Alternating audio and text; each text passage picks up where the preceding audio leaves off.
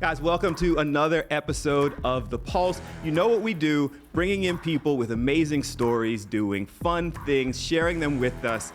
And I'm going to admit, I'm a little fanboying today.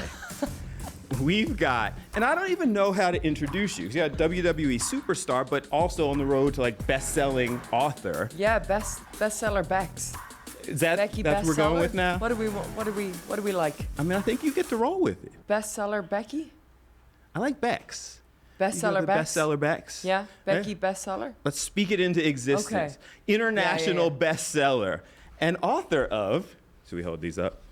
Becky Lynch, the man, not your average girl. That's me. Becky Lynch. Rebecca Quin, thank you for joining us on The Pulse. No, thank you for having me. I'm sitting there and I'm looking at the man and Becky Lynch, and that's how most people would know you. Yeah. But then the book is a lot about Rebecca Quin. Yeah. Yeah. So how are you introducing yourself? Is this kind of a transition or? Gosh, I suppose I am everything.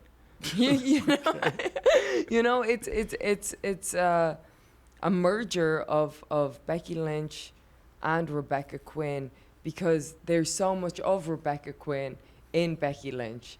And there's a little bit of Becky Lynch in Rebecca Quin, you know, and so it marries. But really, Becky Lynch is Rebecca Quin, but without any doubts about herself. And, you know, I talk about this and overcoming those demons in your head in the book. And so I would say that's the biggest difference. Okay, so it's like Becky Lynch is Rebecca Quin on 10. Yes, maybe on 11. Just flexing on them. Yeah. Bestseller backs. Yes, exactly. This is vulnerable. Like this is sharing stories. Yeah, isn't that beautiful? I love that. Yeah? Yeah, I love it because, well, several things. Always wanted to write a biography. Mick Foley, favorite wrestler. Yeah. He wrote a biography. I wanted to be the one to write my own. There was no ghostwriters, nothing like that. And then, man, I'm so curious about human nature and the human experience. And I love talking about it. I love talking about our vulnerabilities. Like, I want to know, when I talk to somebody, I want to know what makes them tick, what makes them scared, what are the reasons that people drive forward. And so I wanted to be honest with that, because I think when you're honest about the things that you're ashamed of, then that shame washes away, and you leave room for something new and something beautiful. You know what was interesting about that? And one of the things, and I guess any of us, and obviously I don't have millions of people watching me yet. But we got a few out there. Right, there's millions. When you put the character out there, when you're flexing and doing the kind of Becky Lynch, that's a character. So the stuff that people come at you with is about them. The things that people have, criticisms, applause, you get to keep that at arm's length. This is about you. Yeah. You know, so are you prepared for both all of the positive and encouragement, but also when you do this, there is response and backlash? Yeah, so it's interesting because you say like the Becky Lynch is a character, but it's also a character but not a character, because it is me, and it's my art, and it's my baby, and it's the thing that I put my time and effort and obsession into. So when people criticize that, yeah, okay, you can say it's a character, a little bit. But it's also your heart and your soul, and that stuff is personal because it is your art. It is the thing that you take care to do. And so so the point is, I've got a lot of practice with dealing with it. but for real, like, negativity gets to me to a point. Okay. And I can dwell on it to a point. And then it's like this flip switches and it turns me into like overdrive, gives me a chip on my shoulder, extra confidence, like this little extra boost that I need because, and I said it in a promo, but it's really, I said it in a promo as Becky Lynch, but it really is Rebecca Quin speaking, because when people believe in me, I'm good, but when people doubt me, I'm great, and that is true, and that that's kind of been my mantra my whole life. I was actually going to ask you that, because that sounds like that's what this is. Yes. Right? So those promos. That's not your average girl, you know? So those promos really are just kind of pulled from you. That's why yes. personal, emotional, all those kind of things. Yeah, 100%. Like a lot of the time, I'll just sit down and I'm like, what am I feeling? And there might be like one line, and then I'll design a promo around that. But it really comes from what I'm feeling, what I want the audience to know about, how I'm feeling, and then we go off to the races. I'm really good at it. You're really I'm good pretty at good at it. Yeah. Okay, that's bestseller Yeah, Bex that's talking bestseller now. Bex. We roll with that. Yeah. Why did you mentioned ghostwriters. Yeah. You've done a journal for as long as you could write. That was something your family kind of instilled in you. But a lot of people who have reached your level of celebrity status and recognition let somebody else write it.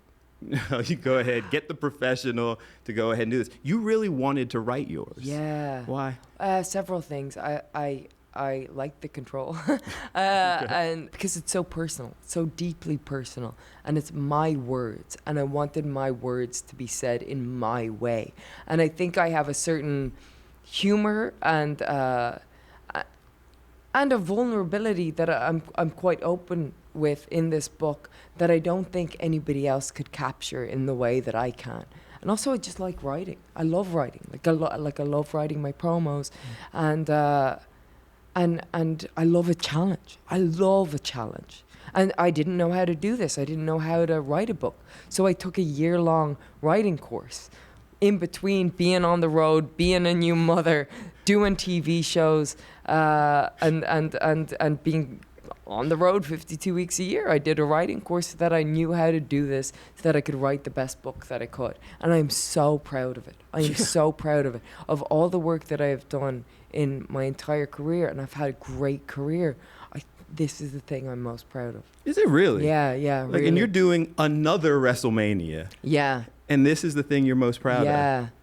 Maybe I'll be most proud of this WrestleMania match, but currently I'm most proud of this. Up next, you may not assume it by just looking at her, but wow, she's tough. And I kind of learned this when I was working with Ronda Rousey, that I can take an ass kicking really well. You're up for a challenge in I pretty love much a every challenge. circumstance. Yes. I mean this next statement with the highest level of respect. Okay? Go. Ooh. No, it's not. It's Oh, not. well, we'll see. But when you walked in the studio, because I've seen your matches, I've now seen different excerpts from the book. You're not very big. I'm not very big. No, And I don't mean that in a disrespectful way, No. but seeing you jumping off of ropes and cages and being hit and punching people, and you walked in and I went, oh, she's tough. Like you're a little person. I'm not too big. I'm a little slight, but I pack a mean punch in this right hand. But I used to be a bit bigger, and then I had my daughter, and then I've spent most of my time running around and pretending to be a zombie. But look, it's about durability, and I kind of learned this when I was working with Ronda Rousey, that I can take an ass kicking really well, and come back from it. But I probably learned that a little bit earlier than that. But I love this, man, and I like being tested, and I like my toughness being tested. And really, 'cause, we're in Philadelphia. I often compare myself to Rocky Balboa, call myself Becky Balboa. And, like when he says it's not about how hard you hit, it's about how hard you can get hit and keep moving forward. That's how winning is done. Like, I feel that. I feel that. It speaks to me, You weren't always this tough, were you? No. Yeah. Well, like I had this thing, this chip on my shoulder, maybe for most of my life, just this little thing where I wanted to be tough. And I don't know where that came from. Maybe having an older brother, maybe growing up watching wrestling, but I think I had a toughness about me. If nothing else, maybe a mental toughness. You've been a big part of kind of women's empowerment. Is that intentional? You wanted to be a part of this kind of movement? Well, I just wanted to be treated equally, and I didn't want there to be a cap on what I could do just because I was a woman. Yeah. It didn't make sense to me. Okay. Like, why can't I be the main event of WrestleMania? Oh, because I was that doesn't make sense. What I always wanted, I just wanted equality. I didn't want there to be a reason that I couldn't achieve my goals. Certainly not that reason being because of how I was born, you know? Like, if it's because I didn't work hard enough or something like that, okay, I can accept that. That's on me. But if it's something that I didn't have a choice in, well then, no, you can't tell me that I can't be the main event of WrestleMania. You can't tell me that I can't be the biggest star in the company, because I can be, and I'll figure out a way to be the biggest star in the company. And so kind of that's been my chip. And then when I was watching wrestling when I was younger, when I was a teenager, and I was seeing how the women were treated, and I was like, that's not what I want to do. I don't want to just be judged on how I look. Right. I want to be judged on my mind and what I can do and what I can bring, and the heart and passion. Not just how I look and be relegated to a bra and panties match or a mud wrestling match or a pillow fight in the middle of the ring. Like, I wanted the respect and admiration that the guys got. Somebody said to you when you were going through training, move more like a girl? Yeah, move like a girl. And I was like, what the hell does that mean? I'm a girl, I'm moving, you know? Right. Yeah. So there was things like that, and there was stuff like we couldn't punch, for example, or we couldn't use stairs or the poke. Clearly you passed on that one. You just knocked the hell out of. yeah, but it was all these different regulations on what we could and couldn't do, and like, because the audience didn't want to see the women be violent, and I was like, what is this? Women are 50% of the population, you know. I think the audience will want to see us be athletes and tell stories, and don't put limitations on what the audience wants to see. So then it has to be cool to have been a part of that then, because Yes. there were a handful of wrestlers, yourself being one of them, who in a lot of ways changed that. You know, it was women doing ladder matches now, and women hitting with chairs, and women, like, you're fighting. So it's gotta, I guess, it would have to be cool to be able to look back now and say, I was a big part of that. Yeah. I think so. Maybe like once I get past right now, I'm just like, let's go. Let's continue to do it. Let's continue to move forward. What else can we do? You know? Yeah. And so I'm still so in it that there's not much time for reflection, because hell, I barely have time to sleep, let alone reflect on my great job. Coming up, Becky Lynch gets personal about her relationship with her husband, the WWE's Seth Rollins. You glow when you talk about your husband. Oh, he's the best. He's always down to play, and he's just amazing. I cannot say enough good things about him, I'm so lucky. Your husband is Colby, Seth Rollins, Yeah. the wrestlers in the book. The sections with Colby or Seth Rollins, they're some of my favorite. And Yeah. so, like, even that you know, that beginning part of the, oh, will they, won't they, all of that. And even just like the little threads before we became a couple with him in there, it's just fun. And it was fun to, like, go back and look at it and watch everything develop from a storytelling perspective, you know? Yeah, this is interesting, because your daughter is now three. Because she's still a new mom as you're going through this. Yeah. You glow when you talk about your husband. Oh, he's the best. Yeah? He's the best. You just mentioned his name and you're like, He's so great, man. He's wonderful. He's such a wonderful, kind person, and he's so ridiculously intelligent, but giving, and he looks after everybody, his family, his whole community, how much he gives back to wrestling. Like, you're talking about somebody who just got on the main roster and instantly started a wrestling school so that he could teach kids who wanted to do this how to do this in the best way possible. And he's at every monitor, sitting, watching, giving feedback, analyzing wrestling. Like, he's just got an amazing brain for it. And then he's this incredible father, and he's so good, and he's so patient, and he's always down to play, and he's just amazing. I cannot say enough good things about him, and I'm so lucky. I'm so lucky that, you know, I get to to live this life. I'm so lucky that this average girl got to come over, live her dreams, and then get this incredible husband. I'm like, I don't know. I must have done some great things in a past life. Next on The Pulse, Becky Lynch's version of Use Your Voice for Good.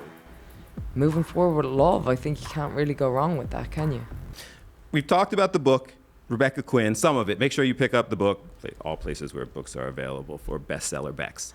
What's it mean to do WrestleMania in Philly? Oh, man. At the Link, where the Eagles play 70, I guess for WrestleMania, was it 100,000?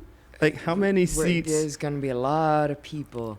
It feels pretty poetic, man, because I've always felt a kinship to this city with that Becky Balboa spirit, you know? Like, and there's something about this place. There's, I feel like everything that I talk about in this book, like this toughness, this overcoming the odds, I feel like that's also a Philly thing, you know what I mean?